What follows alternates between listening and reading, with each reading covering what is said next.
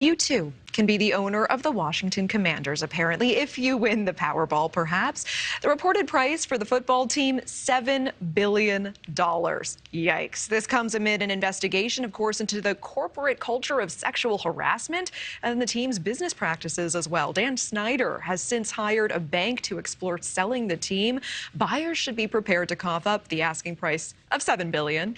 6 buyers have expressed interest in joining the ownership group, including Jeff Bezos, in partnership with rapper Jay-Z, plus Brooklyn Nets small forward Kevin Durant. So let's bring in attorney Daniel Wallach. He is considered one of the nation's foremost legal authorities in the field of sports gambling. It's great to see you. Thanks for being here.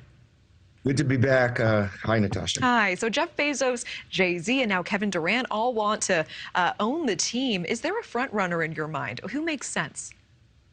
Well, I think Jeff Bezos probably has the most capital of anybody to put up, but the names that you mentioned certainly qualify. There's also Byron Allen, Josh Harris, the owner of the 76ers and New Jersey Devils. There are a select group of people who have the capital to purchase an NFL team. There are a couple of barriers to entry. A singular owner has to have at least 30%, and the league will only allow financing up to $1 billion. So you're going to need $6 billion cash to be able to buy in. Otherwise, you're not a serious contender. People like Jay-Z and Kevin Durant, they're probably going to be limited partners and part of a broader ownership group, but they in no way will be the lead owners. And the asking price, $7 billion, as we've been saying, a huge return on investment for Snyder, who purchased it for $800 million. This would be a record for the league, despite their play on the field. Is that right?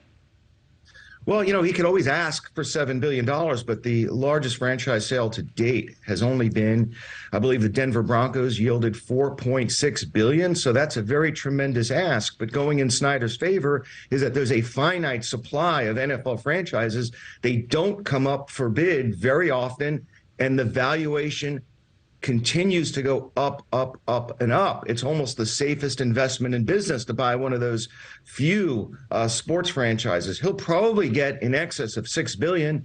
Will he get $7 billion? It's uncertain. Will he clear $7 billion?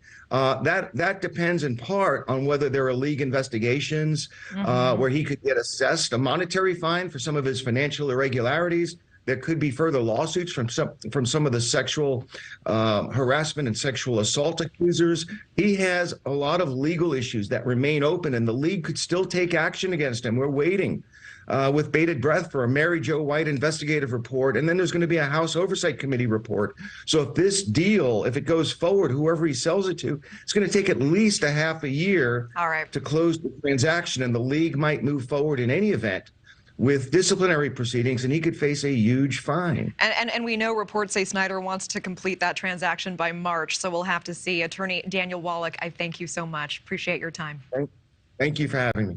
Thank you for watching. Go to newsnationnow.com to find News Nation on your television provider. And don't forget to click the red subscribe button below to get more of News Nation's fact-driven, unbiased coverage.